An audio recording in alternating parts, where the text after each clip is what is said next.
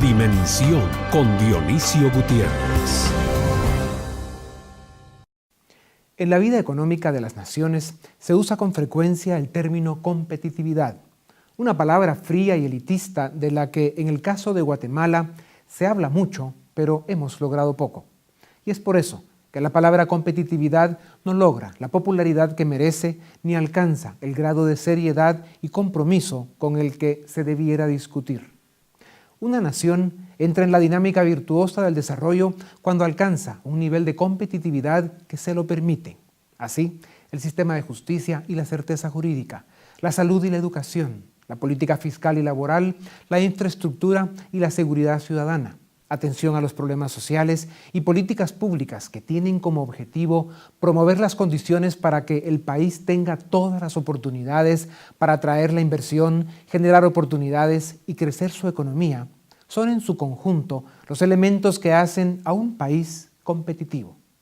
Si vemos nuestra historia reciente, nuestros números sociales y económicos, y somos serios en reconocer que estamos avanzando demasiado lento y a un costo humano demasiado alto, haríamos un responsable favor a nuestro país. Son muchas las piezas y bastantes los elementos que deben coincidir para reunir los elementos que permiten a una nación caminar con fuerza y consistencia la senda del desarrollo y la búsqueda de bienestar para todos. Hay esfuerzos importantes, pero a todas luces insuficientes. La tarea pendiente es formidable y los retos extraordinarios. El desafío es reinventar Guatemala. ¿Cuándo empezamos?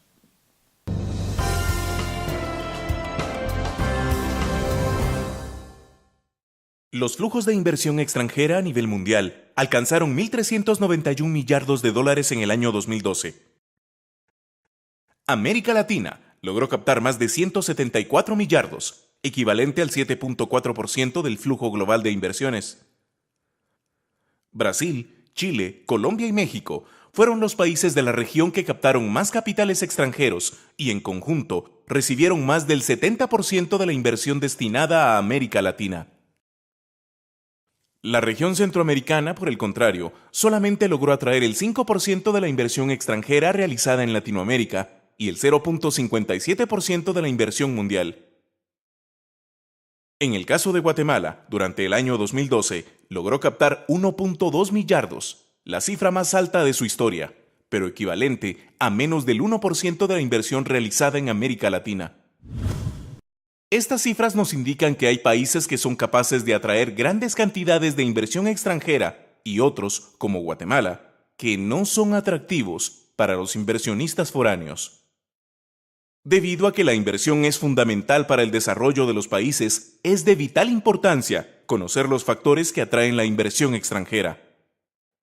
Los inversionistas a nivel global buscan colocar sus inversiones en aquellos países que brindan las mayores facilidades para realizar negocios. Las empresas buscan instalar sus operaciones en los países que ofrecen las condiciones necesarias para que las actividades empresariales se realicen con seguridad, eficiencia, rapidez y transparencia. Cuando un país cumple con estas condiciones, se dice que es un país competitivo y es capaz de atraer volúmenes importantes de inversión extranjera y local.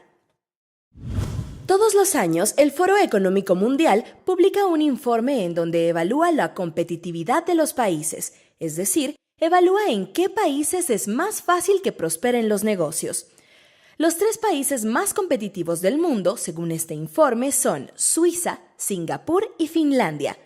La principal característica que comparten es que cuentan con gobiernos transparentes, profesionales y eficientes, que utilizan adecuadamente los recursos públicos y que protegen la vida y la propiedad de los ciudadanos.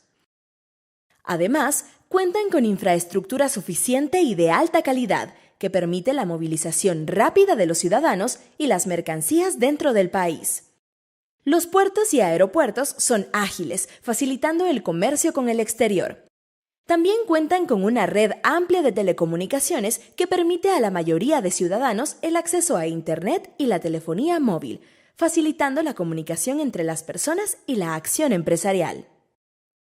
Estos países cuentan además con sistemas de salud y educación avanzados que brindan a los ciudadanos la oportunidad de desarrollar las habilidades y destrezas que les permitan acceder a trabajos bien remunerados y altamente productivos. Otra de las características de los países competitivos es que son abiertos al comercio exterior. Tienen leyes laborales flexibles, políticas fiscales que incentivan el ahorro y la inversión, así como trámites ágiles y transparentes para el intercambio de bienes y servicios. De acuerdo al Índice de Competitividad Global del Foro Económico Mundial, Guatemala se ubica en la posición 83 de 144 países, por debajo de Panamá, que ocupa la posición 40, y de Costa Rica, que ocupa la posición 57. El país más competitivo de América Latina es Chile, que ocupa la posición 33 a nivel mundial. Con tan solo 17 millones de habitantes, Chile se encuentra entre los 11 países del mundo que más inversión extranjera recibe, por arriba de España y Francia. En el año 2012, Chile recibió más de 30 millardos de inversión extranjera directa, más de 3 veces lo que recibieron los países centroamericanos en su conjunto. Los principales problemas que Guatemala enfrenta para ser un país competitivo son la debilidad en sus instituciones, la inseguridad, leyes laborales y fiscales rígidas, infraestructura insuficiente y de mala calidad, y la precariedad de los sistemas de salud y educación. Guatemala no es un paraíso para realizar inversiones. Tenemos que ser conscientes que la economía de Guatemala representa menos del 0.10% de la economía mundial y es capaz de atraer solamente el 0.08% de los flujos mundiales de inversión. Sin una política coherente que fomente la competitividad del país, este no alcanzará los niveles de crecimiento económico que necesita. Sin competitividad no hay desarrollo ni reducción de la pobreza.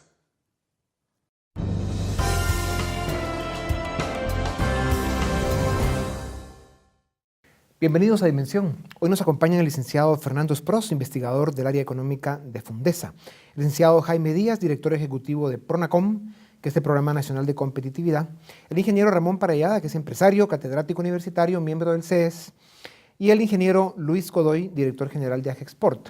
Señores, bienvenidos a Dimensión.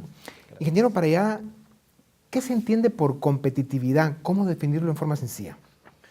Yo lo pondría en esta forma. Lo vemos todos los días en deporte.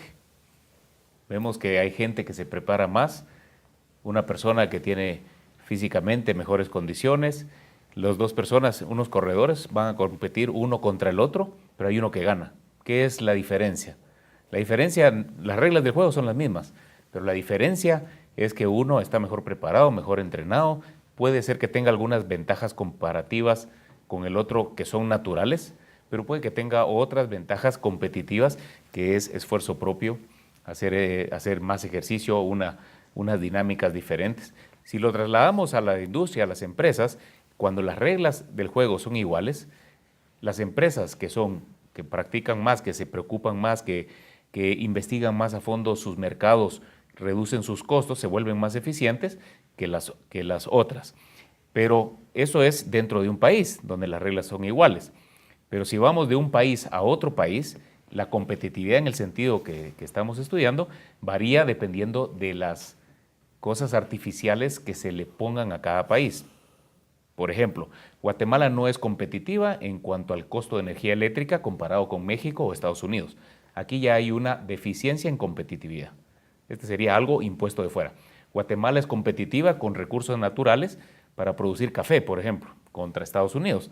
Por el clima, por los suelos. Esta es una forma, una ventaja comparativa natural que tiene el país. Pero la diferencia en competitividad depende primero de estas cosas artificiales que le estamos poniendo a las empresas de un país con respecto a otro. Licenciado Esproz, cuando hablamos de competitividad con esta definición tan excelente que nos dio aquí nuestro catedrático, muy sencilla. Y además sencilla y fácil de entender, ¿cómo trasladamos el tema de competitividad a que, si bien es cierto que en Guatemala somos competitivos con una serie de temas, en general el saldo no es todo lo positivo que quisiéramos. Hay muchas cosas en las que nos falta o simplemente no las tenemos por tamaño, por ubicación, por historia, por cultura, etc. ¿Qué pasa ahí? Tal vez ahondando un poco más en la definición, digamos, competitividad es un concepto un poco complejo y amplio que abarca varios factores, sea infraestructura, temas macroeconómicos, temas de educación, salud, y hay un marco, digamos, general que mide la competitividad, que es el que más se usa en Guatemala, que es el índice de competitividad global, del cual nosotros en Fundesa somos la contraparte del Foro Económico Mundial que hace el índice. Entonces nosotros somos el socio que elabora la encuesta. Entonces ahí podemos ver, digamos, la definición que usamos ahí es la competitividad es el conjunto de factores, políticas e instituciones que definen la productividad de un país. Ahí la clave, creo yo, es productividad, y a su vez la productividad, el nivel de productividad determina el nivel de crecimiento de los países. Entonces, en términos sencillos, competitividad es ser productivo, ser eficiente, y eso aplica tanto a empresas, a personas, como dijo Ramón, y no sacamos la país nota que quisiéramos todavía. Licenciado Díaz, usualmente la competitividad se piensa como una política para favorecer a las grandes empresas en detrimento de las medianas o pequeñas. O sea, está estigmatizado de alguna forma el tema. Cuando se habla de eso, se piensa en esa relación. ¿De qué forma la competitividad mejora las condiciones de las empresas medianas y pequeñas? Bueno, pues dadas las definiciones de competitividad que hoy vimos, no hay nada más alejado de verdad de la realidad. La competitividad nos afecta a todos. Creo que al que más le afecta o le beneficia un país competitivo es al ciudadano, al guatemalteco, o no le pongamos guatemalteco, al que vive en el país, porque puede ser un extranjero, un inversionista que está en el país. Y en este caso, creo yo que el que más gana de un país competitivo es el pequeño, el micro y el mediano. Y voy a poner un caso, un ejemplo. Por ejemplo, hace casi 2 años o 3 años, el tema de apertura de una empresa llegaba a tardar hasta 40, 50 días para poder realizarse, y es un costo de 13,000 quetzales. Reducir tiempos y plazos, reducir trámites, hacer un mejor ambiente, como muy bien lo dijo Ramón, en términos de una mejor cancha para jugar. Obviamente el que es más fuerte, al que es más grande, pues le va a beneficiar, pero realmente el que lo va a sentir mejor es el pequeño, el mediano, y en este caso el individual creo que es el que más va a verse beneficiado de tener un país competitivo. Ya. Ingeniero Godoy, nos quedan pocos segundos para ir a nuestro primer corte comercial. Sin embargo, empecemos con el tema. El informe sobre competitividad elaborado por el Foro Económico Mundial, Guatemala se encuentra en la posición 83 de 144 países evaluados. ¿Qué significado tiene para el país estar en esta posición? Yo creo que lo que tenemos que ver no solo es el número del país, sino que con qué países competimos nosotros. Cuando comparamos esos con países, digamos, de la región, donde vemos un Costa Rica u otros países con las mismas mediciones, es donde tenemos que ver cuál es la atractividad del país para personas que están viendo dónde invierten y qué atractividad puede haber en el caso de los indicadores que están reflejando todo un marco general como país, pero también, como lo decía Fernando, creo que hay diferentes indicadores que reflejan en forma diferente la medición de esa competitividad o lo que el país refleja. Vemos aparte el Doing Business, que tiene otra composición donde está más reflejado el tema de facilitación de negocios, y es todo lo que los inversionistas ven. Pero independientemente de eso, no son todas las decisiones que el inversionista valora a la hora de tomar decisiones, porque incluso también hay inversionistas locales que ven otras características de competitividad donde es atractivo el invertir en un país o en otro.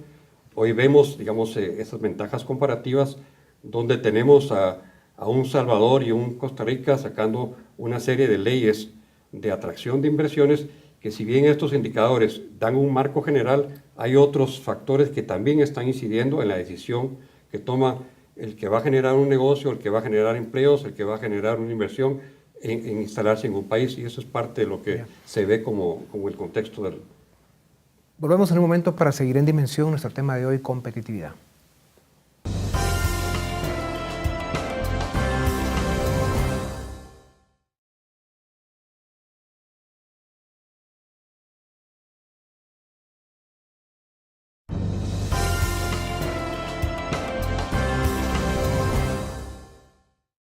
Bienvenidos, estamos en Dimensión, nuestro tema de hoy es competitividad. Ingeniero Parellada, si el Foro Económico Mundial nos pone en esa posición 83 de 144 países evaluados, ¿por qué Guatemala ocupa un lugar tan bajo en esta evaluación?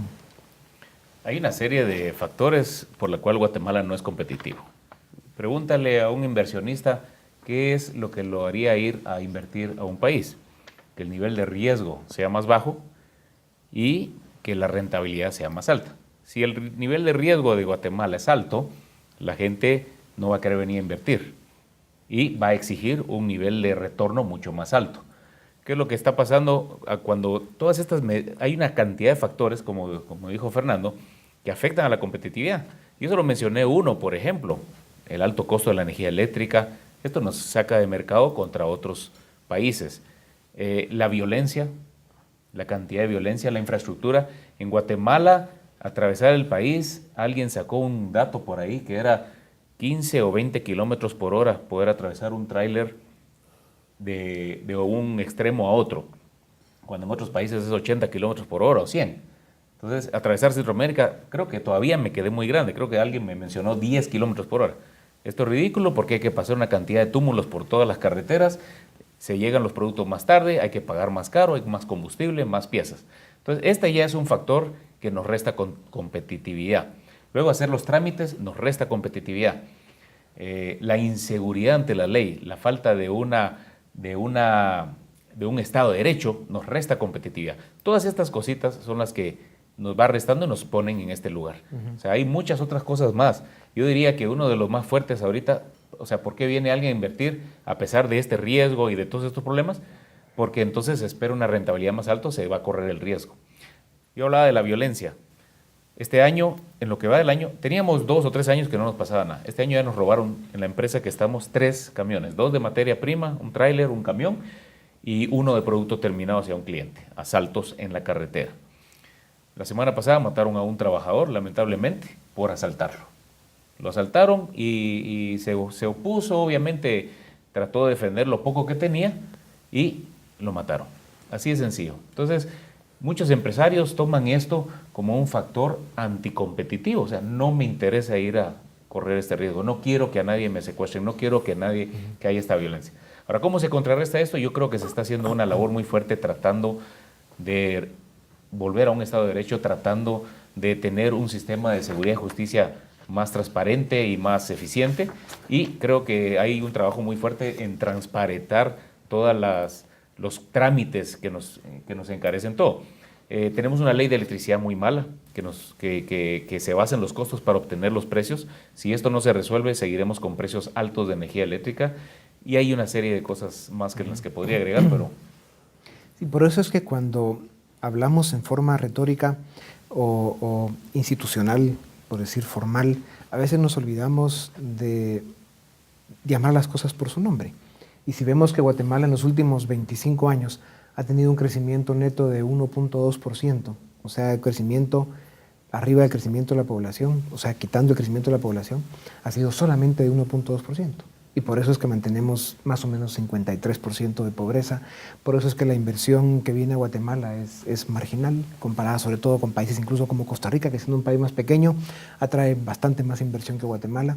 Y en general somos un país en el que se percibe que no hay desarrollo. Pasan las décadas y se mantiene los mismos niveles de pobreza, factores como la desnutrición, que es una vergüenza para el país, etcétera, etcétera. Entonces, sí tenemos un problema estructural de fondo, ¿no? Y eso nos lleva a hablar de el tema institucional, ya que el ingeniero Parellada mencionaba el tema de la certeza jurídica, de la seguridad ciudadana, en fin, de esas seguridades que necesita la inversión para funcionar. Guatemala se encuentra en la posición 124 de 144 países, según el Foro Económico Mundial, en el tema institucional. ¿De qué forma las instituciones afectan la competitividad del país? ¿Cómo afecta una débil institucionalidad el desarrollo de las empresas?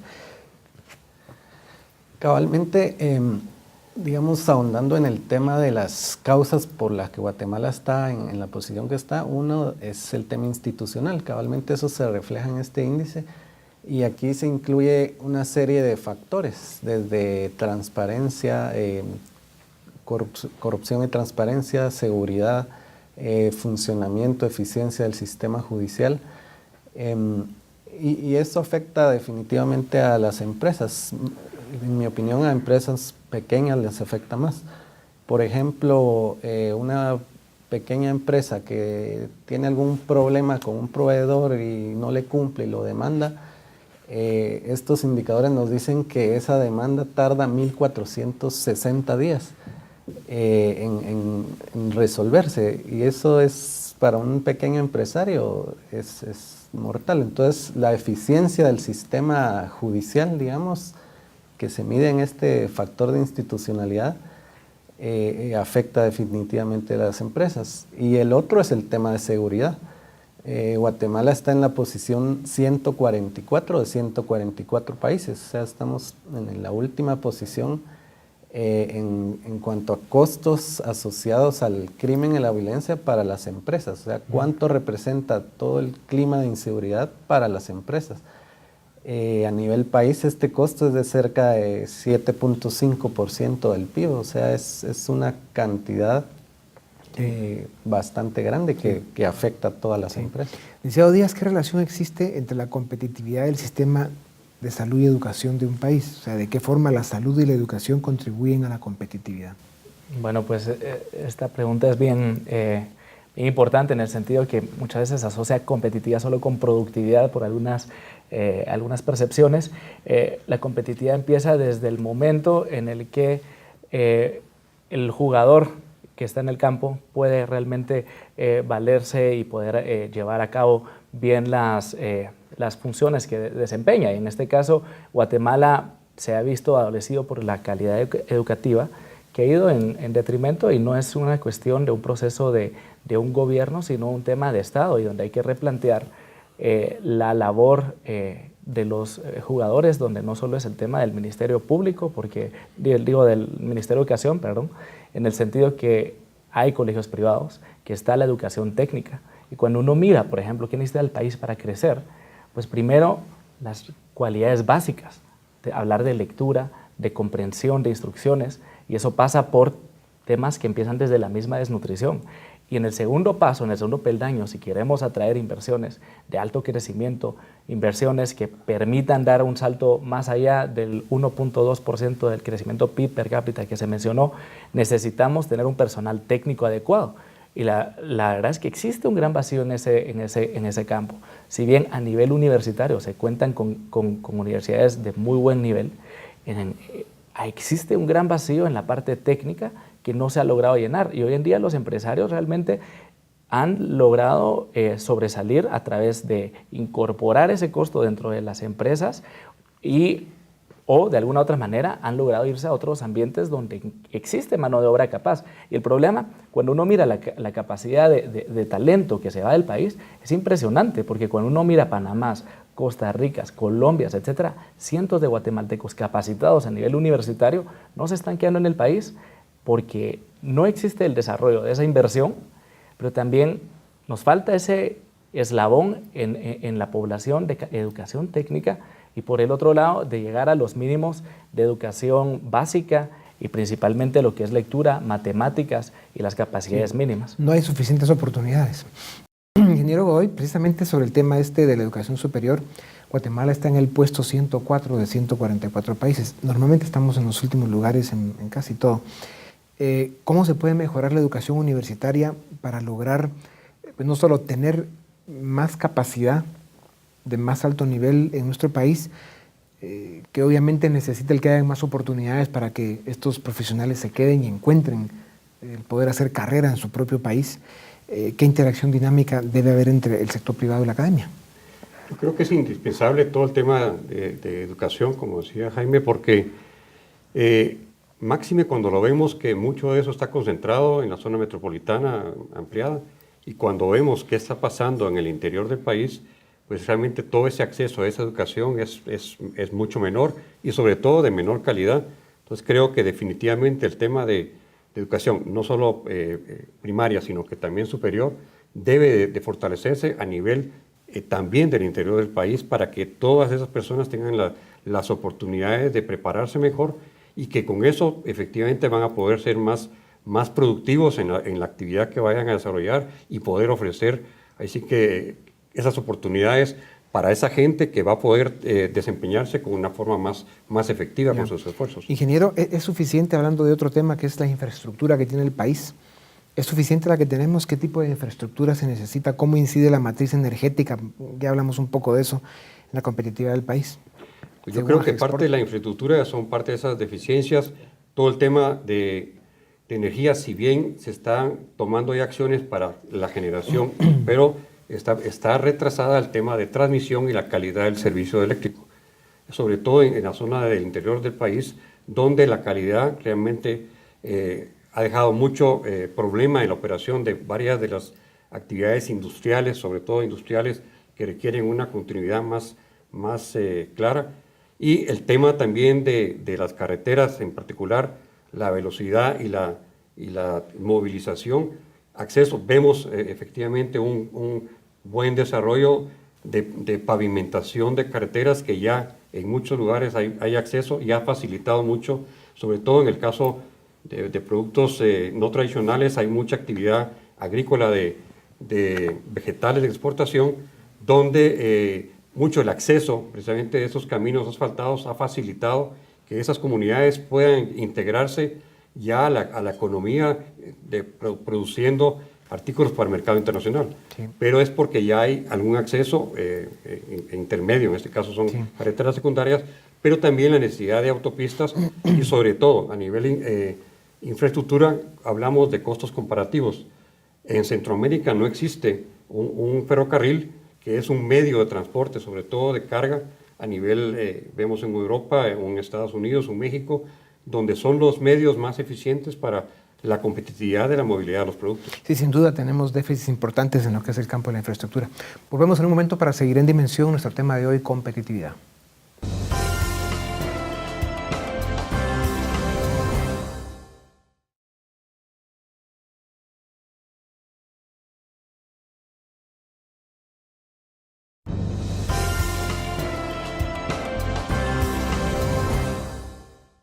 Bienvenidos, Competitividad en Dimensión.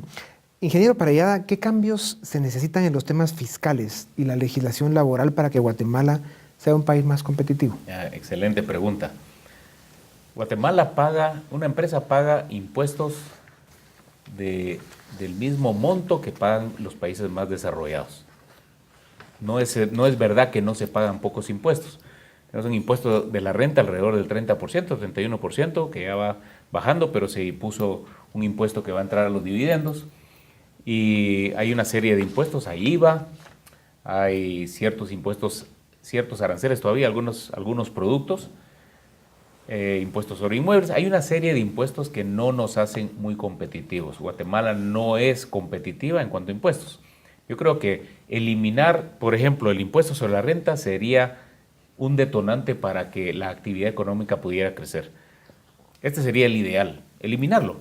Los países que se desarrollaron más hoy en día, Estados Unidos, Inglaterra, países que están muy desarrollados, ya eran desarrollados con tasas, con cargas fiscales muy bajas, entre el 6 y el 8%.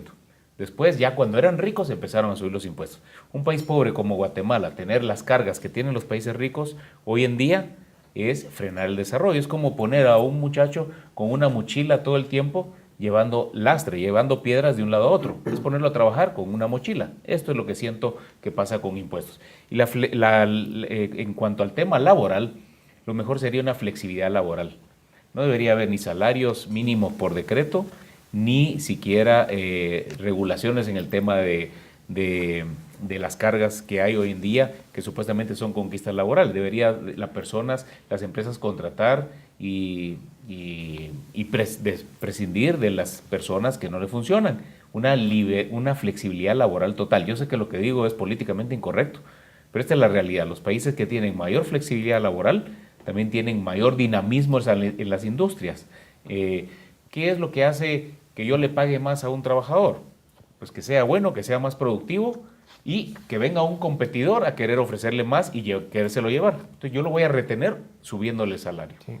Entonces esto es lo que nos hace falta. Yo creo que deberíamos abrir la mesa para profundizar sobre este tema, porque evidentemente es polémico, además de políticamente incorrecto, el afirmar cosas que en forma valiente el ingeniero Parellada menciona. Sin embargo, es el concepto del rompecabezas, ¿no? Cuando todas las piezas se ponen a funcionar en forma eficiente, hay condiciones para que haya inversión, la economía tiene un crecimiento aceptable, la gente encuentra oportunidades de trabajo, o sea, hay competencia por parte de las empresas que están buscando trabajadores. Ahí es donde se logra realmente en la parte laboral la posibilidad de que sean las empresas las que compiten por los trabajadores, y eso es lo que tiende a que suban los salarios. Eso más el capital invertido. O sea, eliminar el impuesto a la renta implica que podría venir mucho más capital porque se vuelve más atractivo para una empresa venir a invertir. Va a tener más rentabilidad. Va a tratar de... ¿Y qué hace una empresa, una persona, un dueño de una empresa cuando hay buena rentabilidad? Lo reinvierte, amplía la línea, empieza a ampliar su empresa, y esto implica más máquinas, más herramientas que incrementan más la productividad y que implica más oportunidades de trabajo permanente. Sí. En este foro no hay nadie que esté opuesto a eso, lo cual es lamentable, pero ¿alguien que pueda matizar un poco? Sí, tal vez ponerle un complemento ahí, que es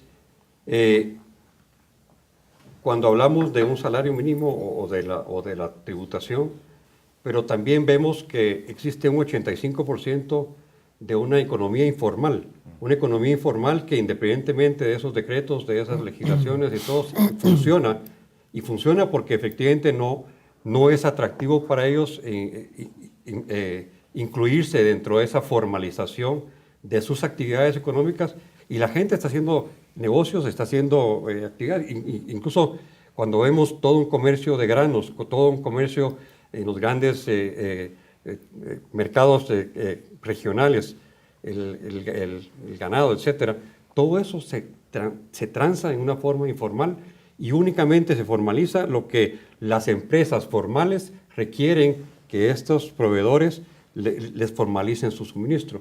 Entonces creo que estamos aplicando fórmulas que vienen de países desarrollados sin tomar un contexto de qué es la economía y qué es el desarrollo. Sobre todo, volvemos al interior del país, donde pues, son fórmulas tributarias que se manejan a nivel de técnicos, peritos, contadores, que también no están en las capacidades para manejar una sofisticación de una ley de impuesto a la renta, donde tiene más sofisticación y solo está hecha para empresas grandes. Y por eso es que vemos una evolución y un crecimiento desmedido en el tema de la informalidad. Contrabando, economía informal, también, etcétera, ¿verdad? Tal vez ampliando un poco lo del salario mínimo. Yo creo que es lo ideal, lo que decía Ramón, pero creo que es muy difícil llegar a eso.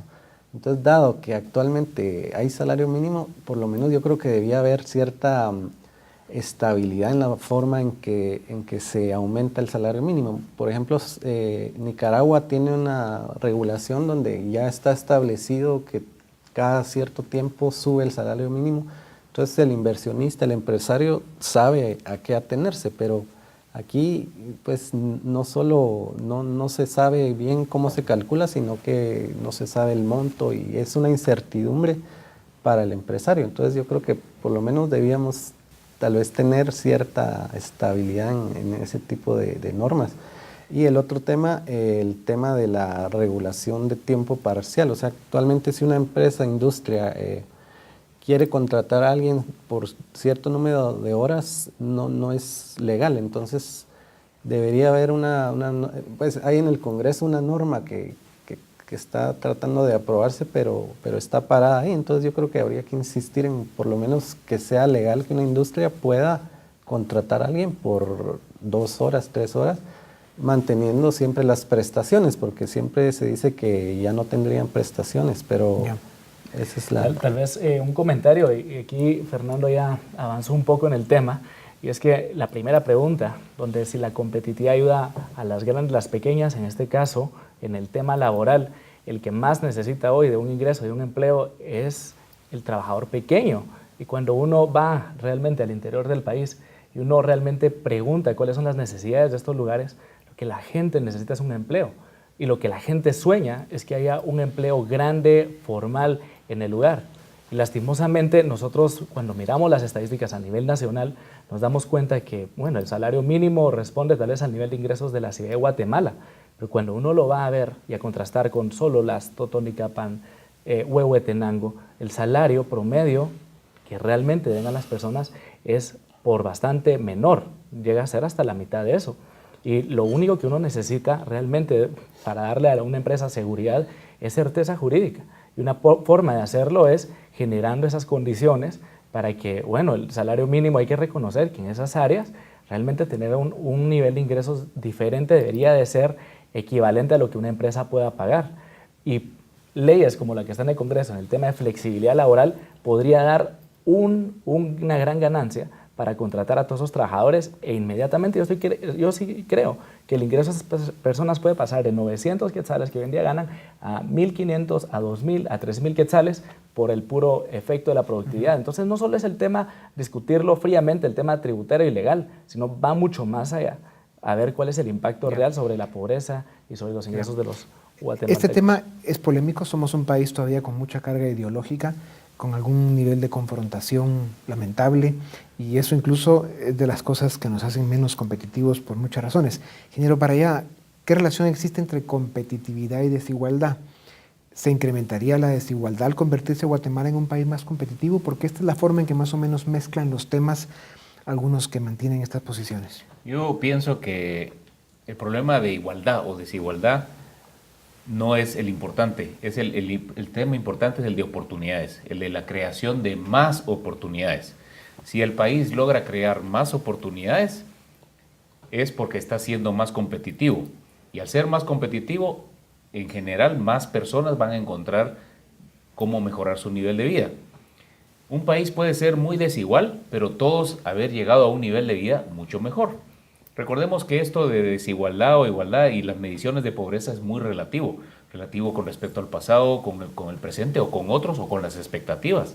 Es bastante, las mediciones de niveles de pobreza son bien cuestionadas porque no hay una metodología muy clara.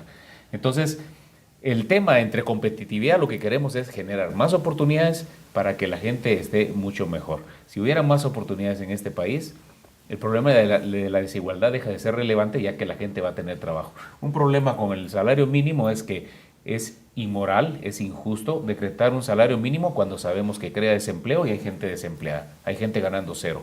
Por eso es que yo siempre me he opuesto al salario mínimo, porque creo que la gente merece más oportunidades. Y esta es la intención con la que lo digo. Y lo mismo lo digo con el tema del impuesto sobre la renta. Eliminar el impuesto sobre la renta genera más oportunidades. Y Guatemala ha logrado algo que creo que debemos de sacarlo como un ejemplo. Hace años Guatemala era muy malo en el tema de telecomunicaciones. Se sacó una desmonopolización y una venta de la empresa estatal. Se creó una ley bastante buena. Esa ley se sustituyó a la ley anterior por una buena que deja una gran libertad de competencia. Y hoy en día hay una creación de centros de llamada, de call centers, y está contratando una gran cantidad de personas. Estas personas hablan distintos idiomas y Guatemala sigue creciendo en esto y se está volviendo el número 1 de todo el mundo en call centers. Es impresionante cómo solo haber desregulado incrementó la competitividad y la creación de empleos en un área. Esto se puede hacer en todas las áreas. Okay. Volvemos en un momento para seguir con Dimensión. Nuestro tema de hoy es competitividad.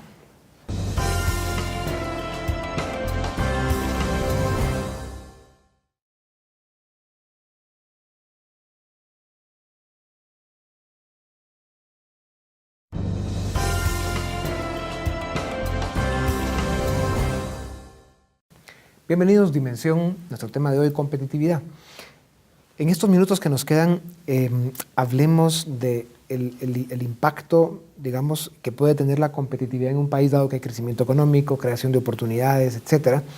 Eso también impone el que hay que tener ciertos cuidados, como por ejemplo, preservar nuestros recursos naturales, el mantener ciertos programas sociales para ayudar a los que se han quedado más rezagados, como programas temporales, en lo que se les va integrando con políticas de Estado realmente serias, políticas públicas, en lo que se van integrando al círculo del desarrollo, porque somos un país con saldos negativos acumulados muy grandes. ¿Cómo manejamos este tema? Ingeniero, empecemos con usted. El mejor aliado del medio ambiente es la defensa irrestricta de la propiedad privada y la reducción de la pobreza. Este es el mejor aliado de un mejor medio ambiente. Los países no crecen en su medio ambiente, no mejoran su medio ambiente si siguen siendo pobres. La pobreza es una de las causas de que se siga deteriorando.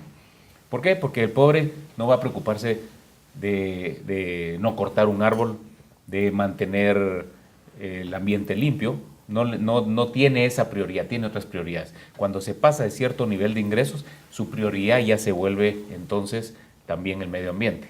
Y en cuanto a sistemas sociales o políticas sociales, ninguna ha servido para sacar de la pobreza a ningún país. No son estas las formas de mejorar a las personas, sino con más oportunidades, más creación de trabajo, más competitividad, más empresas que generen desarrollo, más empresas, más desarrollo en el interior va a sacar a la gente de pobre y esto es lo que les va a permitir mejorar su nivel de vida, que es lo que estamos buscando. Educación, salud. La educación básica, como decía Jaime, leer y escribir, con eso es suficiente, porque las empresas, ¿qué pasa con un pobre? Un pobre en el interior del país tiene que trabajar la parcela de su papá, y el papá lo obliga a trabajar, no es su prioridad ir a educar, no es su prioridad ir a estudiar. Entonces le dice el papá, mira, te venís a trabajar conmigo, entonces pierde una oportunidad. Pero si llega una empresa a este lugar, la empresa le pone un rótulo y dice, necesito trabajadores, el papá se va a trabajar ahí, empieza a tener un ingreso y dice, mira, mi hijo, aquí en esta empresa me educaron a esto y mejor educate porque hay más oportunidades para los que tienen más educación, así que anda a estudiar. Esa motivación falta y esto se genera llegando más empresas. Tal vez es oportuno preguntar, cuando en un país la pobreza está arriba del 50% y no hay crecimiento económico, no hay creación de oportunidades, ¿cómo se hace para digamos, preservar la estabilidad social ayudando a esos grandes sectores de pobreza que hay en nuestro país? No sé si el INGE quiere Yo tal vez ¿sí? parte es precisamente la generación de ingresos para esas comunidades, porque eso lo hemos visto en nuestros programas que manejamos con diferentes áreas rurales, donde efectivamente el ingreso ha mejorado a través de la producción de productos para la exportación y sus prioridades también de estos mismos productores o microproductores va cambiando y hay más conciencia de ellos, de educar a sus hijos, de prepararlos y que probablemente esa preparación hace que los hijos ya no necesariamente quieran regresar al cultivo del campo porque van a tener nuevas oportunidades. Entonces lo que hemos estado viendo es cómo dar esas oportunidades en las zonas urbanas del interior para que también haya por ahí soluciones y no haya migración hacia las grandes ciudades. Y todo el tema se vuelve educación. Y el tema ambiental es lo mismo, es educación, es conciencia de que tienen que cuidar, pero también hay que darles soluciones al manejo de sus desechos y su conciencia de los desechos, porque vimos la cuenca de Atitlán, donde las mismas comunidades que viven del turismo y del mismo lago, pues tampoco han tenido conciencia de preservarlos y sirve del flujo de los drenajes que van a esas comunidades.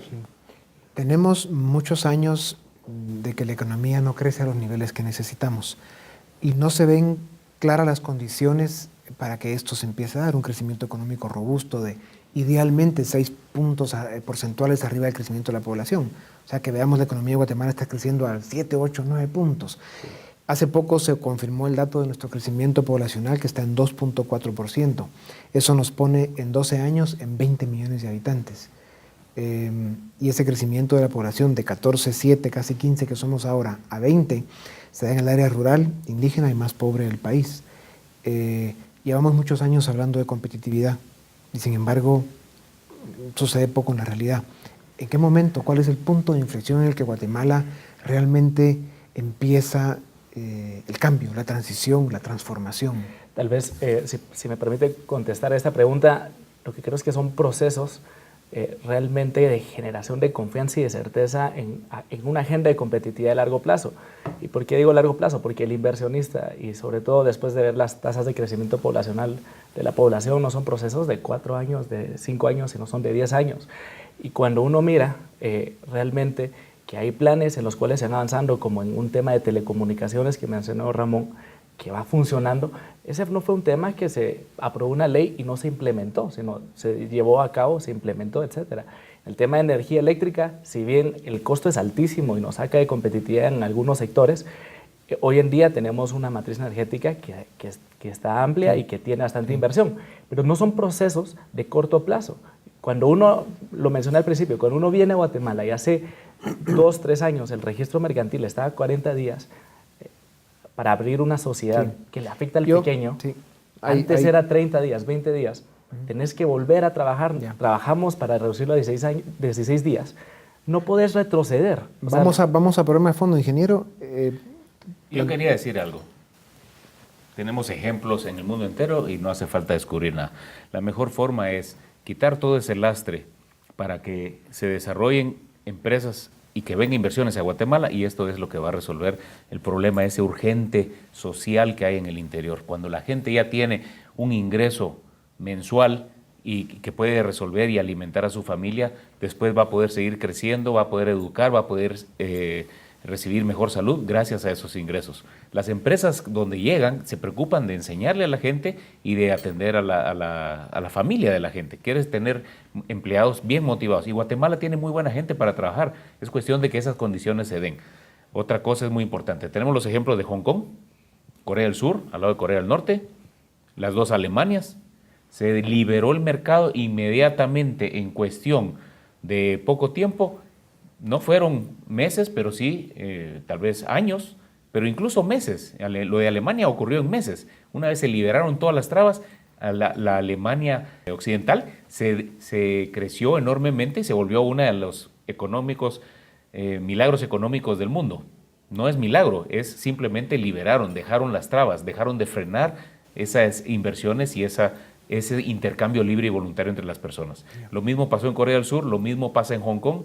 Tenemos los ejemplos, aquí no lo dejamos hacer, aquí por todo son trabas. Pues sin duda alguna tenemos grandes tareas pendientes en el campo de la competitividad para lograr que Guatemala pues, sea lo que todos deseamos realmente, ¿no? Un país a donde venga la inversión, donde hayan oportunidades para todos y que todos al final pues alcancen una vida de bienestar, una vida digna, que les resuelva el alcanzar sus sueños y esperanzas. Muchas gracias. Deseamos que sigan adelante en su lucha por lograr ese sueño tan anhelado para Guatemala, que es ser un país competitivo y que resuelve sus problemas sociales y económicos. A ustedes los dejamos ahora con nuestra cápsula de Dimensión Reflexión.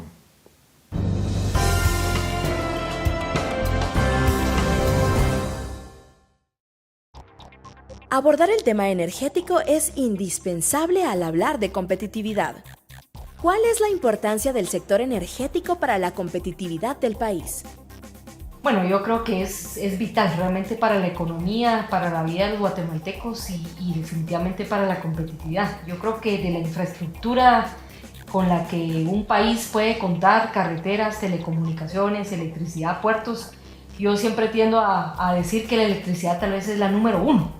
Sin electricidad realmente no podemos hacer nada. Hoy la civilización se basa en tener un sistema eléctrico y energético que pueda realmente complementar y apoyar la actividad económica. Hoy yo creo que ninguno de nosotros nos imaginamos la vida sin electricidad. Mucha de la actividad económica funciona porque hay electricidad. Y electricidad que debe existir, como es la moda hoy, ¿verdad? 24/7. Quiere decir, la electricidad tiene que estar todos los días de nuestra vida. En diversos reportes se menciona que el precio que pagan las empresas guatemaltecas por la energía eléctrica es alto en comparación a otros países. ¿Cómo mejorar esta situación? Guatemala, yo creo que tenemos la fortuna, como repito, de que tenemos electricidad del 87% de los guatemaltecos. Nos falta elevar esa cobertura, pero quienes lo tenemos obviamente es un servicio que aún es caro si lo comparamos con otros países a nivel del mundo, ya no digamos a nivel de Latinoamérica. En el 2007 se hizo un alto y se dijo, miren, debemos cambiar la forma de producir, porque esto es como cuando uno dice, si los zapatos se hacen de cuero caro, los zapatos son caros. Entonces debemos producir de cuero más barato. ¿Y qué es lo que tenemos? Lo que tenemos son fuentes hídricas muy importantes. Por eso es que hoy todos los esfuerzos de lograr bajar las tarifas va hacia promover hidroeléctricas. Porque producir a partir de hidroeléctricas nos va a permitir que el precio sea más barato. Y producir de otras fuentes renovables que también tiene el país, como la geotermia, también el viento y el sol, que estas dos se veían lejanas. Sin embargo, una buena noticia es que desde hace 5 años se vienen generando una serie de licitaciones para que esas nuevas tecnologías se incorporen. Y la última licitación que hizo el país, logramos incorporar bastantes hidroeléctricas, se incorporaron 2 proyectos eólicos, 3 proyectos solares, que en su totalidad van a permitir que para el año 2015 el precio de la generación pueda bajar entre un 26 y un 38%.